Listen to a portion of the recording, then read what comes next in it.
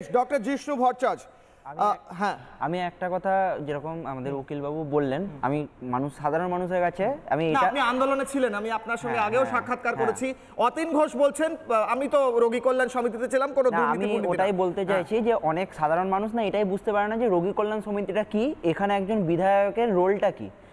যে কোনো হসপিটালে একটা পলিসি থাকে, তো হসপিটাল কীভাবে চলবে, কোথায় বাথরুম হবে, কোথায় কতগুলো সিসিটিভি বসবে, সেখানে কীরকম কী ফেসিলিটিস থাকবে, সেখানে কি মোড অফ ডেভেলপমেন্ট কী হবে, এই পুরো ব্যাপারটা ডিসাইড হয় রোগী কল্যাণ সমিতিতে। ধরুন প্রিন্সিপাল কোনো একটা তার কোনো এজেন্ডা আর কি করলেন, সেটা কিন্তু পাস করতে হয় আমাদের রোগী কল্যাণ সমিতিতে। এই রোগী কল্যাণ সমিতির চেয়ারম্যান যিনি থাকেন তিনি সাধারণত সেই নিয়ারেস্ট আর কি যা কনস্টিটিউয়েন্সি তার সাংসদ থাকেন। এবার আমার বক্তব্য আমি প্রথম বিধায়ক বাই ডিফল্ট কোথাও একটাও বিজেপির বিধায়ক কোথাও রোগী কল্যাণ সমিতির মাথায় নেই। তো এবারে আমার কথা হচ্ছে, আমি প্রথম দিন যখন যেদিন ঘটনাটা হয়েছে, খুব আমি ভুল না হলে 10ই আগস্ট আমি এখানে এসেছিলাম, তখন আমি একটা কথা বলেছিলাম যে কোনো একটা ইনস্টিটিউটে একজন ট্রেনি ডাক্তারের মার্ডার হয়ে যাচ্ছে, কি করে মার্ডার হয়েছে, কেন মার্ডার হয়েছে ওটা এখনও তদন্ত সাপেক্ষ, কিন্তু মার্ডার হয়ে যাচ্ছে, এর দায়িত্বটা কিন্তু সেখানকার যে প্রিন্সিপাল অর্থাৎ যে ইনচার্জ তাকে নিতে হবে। ঠিক সেই রকমভাবে একটা হাসপাতালে দুর্নীতি হচ্ছে, তার যা মাথার উপরে যিনি আছেন রোগী কল্যাণ সমিতির যে চেয়ারম্যান, তিনি কখনো ঝেড়ে দিতে পারেন না যে না এটা তো আমি রোগী কল্যাণ সমিতির চেয়ারম্যান, আমি কী করে জানবো, কারণ তার স্বাক্ষর ছাড়া, তার একটা হ্যাঁ ছাড়া, অঙ্গুলি হেলন ছাড়া কিচ্ছু হয় না। আমি নিজে ওই রোগী কল্যাণ সমিতিতে প্রেজেন্ট থেকে ফ্রম দ্য ছাত্রদের তরফ থেকে আমি প্রেজেন্ট থেকে দেখেছি যে কিভাবে ওটা গাইডেড হয়। তো সেখানে সেই দায়িত্ব কিন্তু এড়ানো যায় না।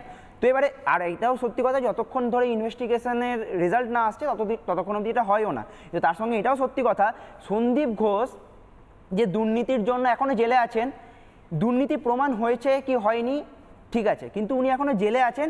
এবং আপনি আমি আমাদের মধ্যে যে বিবেক আছে না, আমরা কিন্তু সবাই যারা পড়াশোনা করছি তাদের কারুর কোনো সন্দেহ নেই, যারা পাস করেছি তাদের কারুর কোনো সন্দেহ নেই।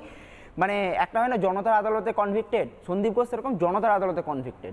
এখনও অবধি ওনার বিচার হয়তো আসেনি, আমি হয়তো কিছু আনপার্লামেন্টারি কথা বলছি, কিন্তু ব্যাপারটা এরকমই, উনি এতটাই ঘৃণ্য একটা আমাদের জন্য ইমেজ। এবারে সেই জায়গায় তাকে বহাল তবিয়তে একটা পুরো কলেজ চালাতে দেওয়া হয়েছে, সে নিজের মনের মতো পুরো কলেজকে একদম ট্রমাটাইজড করে রেখেছে।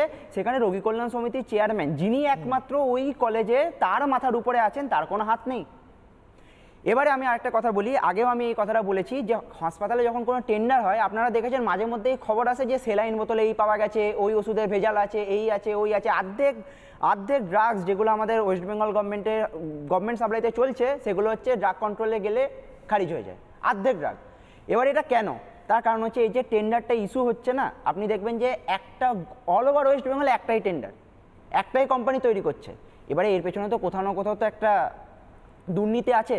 ধরুন আমার কোম্পানি খারাপ ওষুধ তৈরি করছে, তার এগেনস্টে ইনভেস্টিগেশন হচ্ছে, ইনভেস্টিগেশনের রেজাল্ট আর সব ইন্টারনাল ইন্টারনাল কোয়ারি, তার কোনো রেজাল্ট আসছে না। তো আমার বক্তব্য হচ্ছে তার হচ্ছে একটা হসপিটালের মধ্যে এই ধরনের যত কাজকর্ম আপনাদের আপনারা ঠিক দুর্নীতির যে আপনি লেখা ছিল দুর্নীতির চাইটা ঠিক আইসবার্গের মতো আর কি, উপরটা শুধু দেখতে পাচ্ছেন। এটা যে কত বড় দুর্নীতি, হয়তো এই দুর্নীতির জন্যই অভয় দিকে চলে যেতে হয়েছে, সেটাও আস্তে আস্তে সামনে আসবে।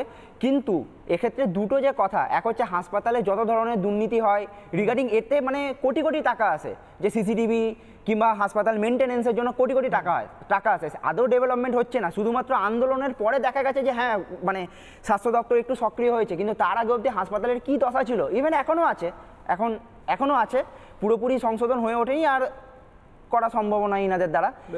তো সেই জায়গায় দাঁড়িয়ে এই একটা পয়েন্ট। এবং দ্বিতীয় পয়েন্ট যে 14ই আগস্ট আমাদের শম্পা ম্যাডাম যিনি বললেন কথাটা, 14ই আগস্ট আমরা দেখেছি, আমি এনআরএসে পড়েছি, আমি 14ই আগস্ট না একটা ভয়ঙ্কর, আমাদের সকলের জন্য এত ভয়ঙ্কর রাত যে এই বোধহয় আমাদের কাছে এলো। আপনি নিজে চিন্তা করে দেখুন যে একটা কলেজের সিকিউরিটির জন্য সুপ্রিম কোর্টকে নাকি সিআরপিএফ দিতে হচ্ছে, সেই জায়গায় দাঁড়িয়ে আপনি রাজ্যের জেলা রাজ্যের পুলিশের উপর ভরসা করতে চাইছেন, কিন্তু কিভাবে? সেক্ষেত্রে এবারে সিবিআইকে তদন্ত করতে হবে। অনেকের বক্তব্য হচ্ছে যে দেরি কেন হচ্ছে, আরে ওই যে ওখানে যে একটা বিধায়ক উনি আপনার আমার মতো সাধারণ নাগরিক নন যে জেলে ঢুকিয়ে দিলাম, তারপরে ওনার এগেনস্টে কেস চলছে, কনভিক্ট হয়ে গেলেন, সাজা পেয়ে গেলেন, এমনি তো নয়, উনি তো বিধায়ক, তার এগেনস্টে প্রমাণ কালেক্ট করতে হবে। এবার প্রমাণটা যে কালেক্ট করবেন সেই পুরো প্রমাণের যে পাহাড় আরজি কর মেডিকেল কলেজটাকে তো ভেঙে গুড়িয়ে দিয়েছিলেন, সেখানে সেদিনকে আমাদের সব পুলিশ অফিসাররা রোগী সেজে রোগী কল্যাণ সমিতির কথা বললেন তো, বললেন যে রোগী কল্যাণ সমিতি মানে কথাটার মধ্যে আছে যে রোগীদের কল্যাণের স্বার্থে, এবং সেই অতীন ঘোষ সেখানটাতে আছে।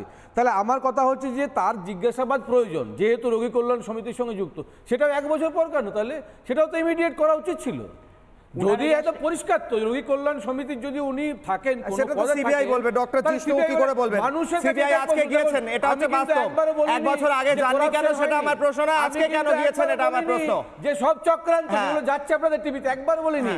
আমি বলছি যে করাপশন হয়েছে, কারা কারা করাপশনের সঙ্গে যুক্ত দেখা উচিত, অতীন ঘোষ মানতে চাইছেন না। আমি সজল দা আসি, আমার ব্রহ্মাস্ত্র আজকে বেশ, হ্যাঁ আমি এই আমার ব্রহ্মাস্ত্র, তারপর আসছি আমি সজল দা আসছি, একটা ব্রহ্মাস্ত্র নিয়ে নিই। আমার আজকে ব্রহ্মাস্ত্র, যেটা থেকে আমি পরের অংশে যাচ্ছি। তারপর নানা ধরনের কন্টেন্ট দেখার জন্য লাইক করুন, শেয়ার করুন আমাদের ফেসবুক পেজ, সাবস্ক্রাইব করুন আমাদের ইউটিউব চ্যানেল। পাশাপাশি অন্যান্য ব্রেকিং নিউজের জন্য অবশ্যই চোখ রাখুন রিপাবলিক বাংলায়।